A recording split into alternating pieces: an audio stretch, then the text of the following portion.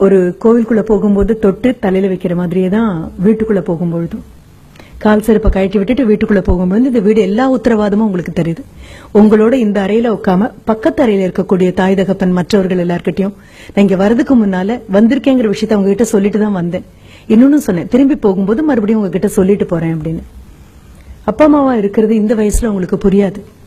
எந்த பொருளையும் அனுபவிக்கிற வரைக்கும் அதனுடைய தேவை நம்ம உணர்ந்ததே கிடையாது. ஒரு இடது கைக்கு ஏதாவது ஒரு பிரச்சனை வந்து அந்த கை உங்க கூட வராது கொஞ்ச நாளைக்கு அப்படின்னு கையில ஒரு ஊஞ்சல கட்டி கழுத்துல மாட்டி உங்களை ஒரு ஆர்த்தோபெடிக் சர்ஜன் ஒரு 10 நாளைக்கு விட்டாரு அப்படின்னா ஒத்த கையால தலை சீவும் போதுதான் உங்களுக்கு எல்லாம் தெரியும். தலை சீவும் பொழுதுல இந்த ஒரு கை தான் சீப்பை பிடிச்சிட்டு இருக்கும். இது என்னமோ பெரிய காரியம் பண்ண மாதிரி இந்த கை கூட கூட வந்துட்டே இருக்கும். ஒத்த கையால பொத்தான் போடும் பொழுதுதான் ஓஹோ இந்த கை தேவைப்படுமா அப்படின்னு. ஆக ஒரு பொருள் இருக்கிற வரைக்கும் அதோட அருமை தெரியாது. அப்பா அம்மாவும் பெரும்பாலும் அப்படியேதான், மூச்சு காற்று மாதிரி தான். மூச்சு விடும் போதெல்லாம் ஆஹா மூச்சு காற்று உனக்கு மிக்க நன்றி, நான் என்ன சுவாசிக்கிறேன் சொல்ல போறோமா என்ன? கண்டிப்பா மாட்டோம். மூச்சடிச்சா மட்டும்தான் பக்கம் பக்கமா திரும்புவோம், ஐயோ காத்து கிடைக்கலப்பா அப்படின்னு. அப்பா அம்மாவும் அதேதான். அந்த அறையில உட்கார்ந்து இருக்காங்க. அஸ்திவாரங்கள் ஒரு நாளும் அழகா இருக்காது. இது வந்திருக்கிற குழந்தைங்க முதல்ல புரிஞ்சுக்கோங்க. நீங்க நினைக்கிற மாதிரி இது எங்க அம்மா இது எங்க அப்பா அப்படின்னு சொல்லி எல்லாரும் முன்னாலையும் நீங்க அவங்களை எம்பி பார்த்து உயரமா அவங்கள பார்த்து மகிழ்ந்த நாட்கள் எல்லாம் இருக்கும்பொழுது நீங்க 3 வயசும் 4 வயசும் அவங்களுடைய முழங்கால் உயரம் கூட இல்லாம இருந்த நாட்கள் அது. அவங்களுடைய விரலை பிடிச்சுக்கிட்டு அவங்க விரல் நுனியால உலகத்தை பார்த்த நாட்கள். அப்புறம் இடுப்பு அளவு உயரம் வளர்ந்தீங்க, அப்புறம் தோள் வந்தீங்க, இப்ப தோளையும் தாண்டி தோளுக்கு மிஞ்சிய தோழர்களாகத்தான் இந்த வயசுல வந்து உட்கார்ந்துருக்கீங்க. இப்ப நீங்க நினைக்கிற மாதிரி உங்க அம்மாவும் அப்பாவும் ஒரு விளம்பரத்துல வரக்கூடிய தாய் தகப்பன் மாதிரி கண்டிப்பா இருக்க மாட்டாங்க. விளம்பரத்துல வரக்கூடிய தாய் தகப்பன் வேணா நீங்க டாலர் ஆகணும், ஸ்மார்ட்டர் ஆகணும், பிக்கர் ஆகணும் அப்படின்னு ஏதோ ஒண்ணு கலந்து உங்க கையில கொடுக்க காலியான அந்த குவளையில ஏதோ இருக்கிற மாதிரி விளம்பரத்துக்காக நடிச்சு குடிக்கலாம். ஆனா இந்த தாய் தகப்பன் அப்படி எல்லாம் கொண்டு வந்து கொடுக்கற தாய் தகப்பன் இல்ல. உங்ககிட்ட ஆட்டோகிராஃப் கேட்கிற தாய் தகப்பன் இல்ல. இல்ல உங்க நண்பன் கிட்ட பாடா எங்க அம்மா பாருப்பா எங்க அப்பா பாருப்பா, இதெல்லாம் இல்ல. எப்படி 40-45 தொட்டிருப்பாங்க, இல்ல தொடக்கூடிய தூரத்துலதான் இருப்பாங்க. எப்படியோ அம்மாவுக்கு ஒரு முதுகு வலியோ முழங்கால் வலியோ வந்துட்டு போகும். சொல்லாம ஒரு தலைவலி வரும். கலகலன்னு சிரிச்சுட்டு ஓடிட்டு இருந்த ஒரு அம்மா, நீ திரும்பின பொழுதெல்லாம் உனக்கு விதவிதமா சமைச்சு கொடுத்துட்டு இருந்த அம்மா கொஞ்சம் ஸ்லோ டவுன் ஆக ஆரம்பிச்சிருப்பாங்க. சமையல் கட்டுல நின்னு 1 நிமிஷத்துக்கு 2 நிமிஷம் எங்க வச்சேனே தெரியல, இப்ப அடிக்கடி ஞாபகம் மறதி வருது அப்படின்னு சொல்லுவாங்க. ஃப்ரிட்ஜை திறந்து வச்சுட்டு ரொம்ப நேரம் அங்கேயே பாத்துட்டு இருப்பாங்க. என்னம்மா அப்படின்னு. அதுதான் எனக்கும் புரியல, ஏன் ஃப்ரிட்ஜை திறந்தேன்னு எனக்கு தெரியல அப்படின்னு.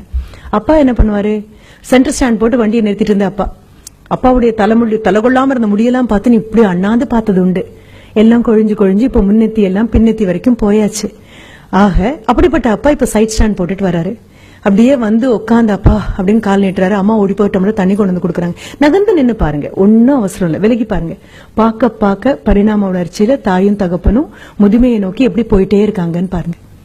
அப்படி உட்கார்ந்துட்டு இருக்கக்கூடிய ஒரு அப்பா அப்படின்னு சொல்லும் பொழுது அப்பாவுடைய பார்வையில் நிறைய மாற்றம் வந்துச்சு. அம்மா அப்பாக்காக வேற மாதிரி சமைக்கிறாங்க. உங்களுக்கு ரோஸ்ட் போட்டு 4 பக்கம் நெய் ஊத்தி எண்ணெய் ஊத்தி எல்லாம் பண்ணி போதுமா முருகலா இருக்கா அப்படின்னு அந்த தோசைக்கல்ல விட்டு தோசை ஐயோ எடுத்துட்டு என்ன இதுக்கு மேல இருந்தா தீஞ்சு போயிருவேன் அதுவே எழுந்து வர அளவுக்கு அதை முருகலா பண்ணி கொண்டு வந்து கொடுத்து காதுல ஒரு பென்சில் மாதிரி ஒண்ணு வச்சுட்டு என்னப்பா உனக்கு வேணும் அப்படின்னு பக்தி பரவசத்தோட பார்க்கும்போது இன்னொன்னு கூட அப்படின்னு சொல்லுவீங்க. ஆனா அப்பா தட்ட பாத்தீங்கன்னா இந்த முருகல் தோசையெல்லாம் போய் ரொம்ப நாள் ஆச்சு. ஒரு இட்லி பாத்திரம் மூடி எடுத்து வச்சு அம்மா மூடி வச்சு இது பண்ணிருப்பாங்க.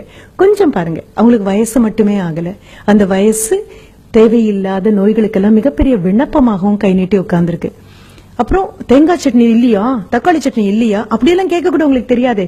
ஒயிட் சட்னி இல்லையா, ரெட் சட்னி இல்லையா அப்படிலாம் கேட்கதானே தெரியும். தமிழ் அந்த அளவுக்கு பழக்கத்துல இருக்கு அப்படின்னு சொல்லி கேட்டு அம்மா ஓடி வந்து ஐயோ இன்னைக்கு இல்லப்பா சாம்பார் தானா, சரி பரவாயில்ல 2 வேணாம், ஒரு தோசை இன்னொன்னு போடுங்க. ஒன்னும் குறைய போறது இல்ல.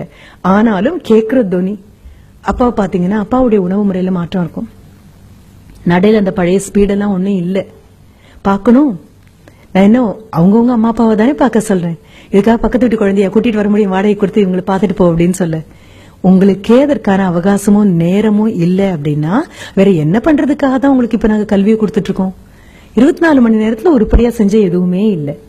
ஆக திரும்பி பாருங்க, ஒண்ணும் இல்ல. இந்த 2 மாசமும் இத்தனை வருஷம் நீங்க ஓடி படித்ததாக ஒரு கதை சொல்லிட்டு இருந்தோம் இல்லையா, கதைதான். ஆசிரியர்களான எங்களுக்கு நல்லாவே தெரியும். அது ஓடுற மாதிரி ஒரு நடிப்பு, நீங்க ஓடுற மாதிரி நடிப்பீங்க, நம்புற மாதிரி நாங்க நடிப்போம், படிக்கிற மாதிரி நடிப்பீங்க, படிச்ச மாதிரி நாங்க நம்புவோம். இதுக்கு நடுவுல ஏதோ சில மார்க். இது அத்தனையும் தாண்டி இந்த 2 மாசத்துல எத்தனை பேர் அப்பாவுக்காகப்பா நான் வண்டி பண்ணி தரேன்ப்பா, நான் ஏர்ன் பண்றேன்ப்பா, உட்காருங்கப்பா, இது என்னப்பா இது, தோளுக்கு மிஞ்சி வளர்ந்தாச்சு, அப்புறம் நான் பாத்துக்கிறேன்ப்பா எல்லாம். இதற்காக அடுத்த குழந்தைய வாடகை எடுக்க முடியாது. நீ சின்னதா பிறந்துக்கிற வரைக்கும் எல்லாம் கேட்டது, மகனா மகளான்னு யாரும் கேட்கல, சார் பையனா பொண்ணா அப்படின்னு. பிறந்த உன்னை கையில எடுத்ததுக்கு அப்புறம் பையன் பொண்ணெல்லாம் கிடையாது, அந்த வார்த்தைகளே இல்ல. மகனா மகளா கையில ஒரு குழந்தைய வச்சுட்டு நிக்கும் போது அம்மாவானாலும் அப்பாவானாலும் நினைப்பாங்க, இதுக்கு ஒரு 18 வயசு ஆகும், என் கை கால்லாம் கொஞ்சம் தளர்ந்து போகும், அவ்வளவேதான். சாஞ்சுக்கு தோளா என் பையன் இருப்பான், சாஞ்சுக்கு தோளா என் பொண்ணு இருப்பா அப்படின்னு காத்துட்டு இருக்கக்கூடிய நேரத்துல கையில ஒரு மொபைல் போன் எடுத்துட்டு போன் வந்த அடுத்த நிமிஷம் நீ வீட்டை விட்டு வெளியில போய் வராண்டால நிக்கிறல்ல, யார் தோல்ல சாஞ்சுக்க போறாங்க? யோசிச்சு பாரு. ஒண்ணும் இல்ல, நான் சின்ன சின்ன விதைகளை மட்டும் தான், குற்றமே இல்ல, நமக்கு தெரியாது, நம்ம இன்னும் குழந்தைங்களா இருக்கும். அப்பா அம்மா முடிஞ்சதா, தாத்தா பாட்டின்னு வீட்டுல இருக்காங்க.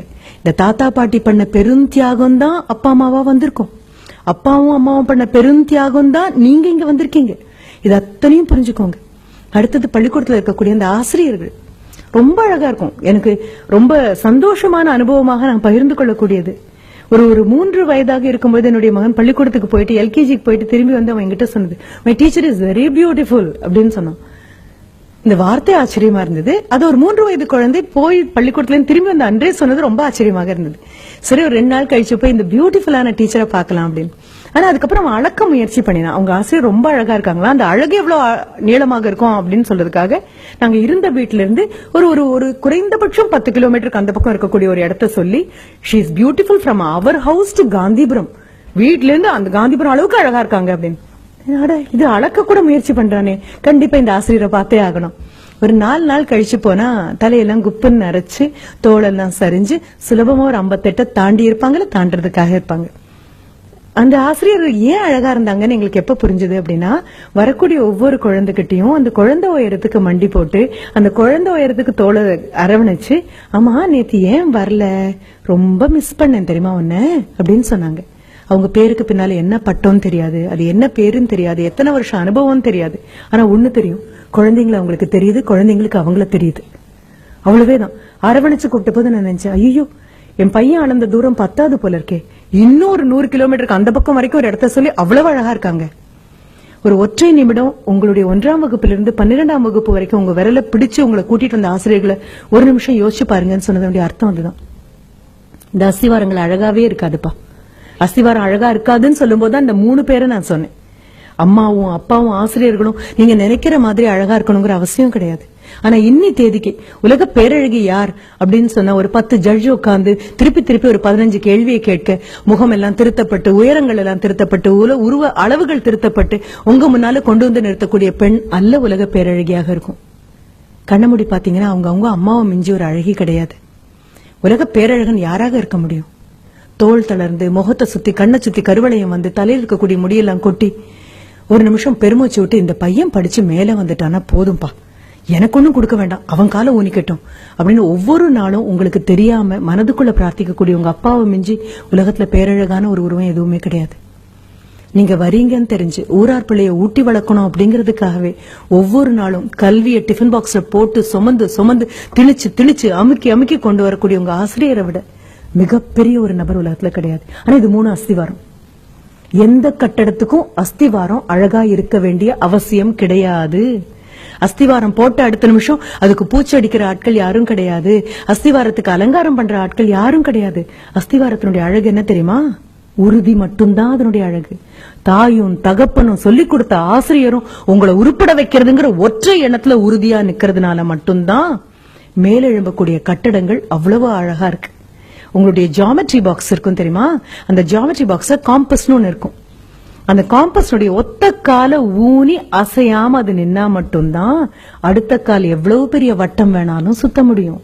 நான் சொன்ன ஆசிரியரும் அம்மா அப்பாவும் அந்த ஒற்றை கால் இடத்தை விட்டு நகரல.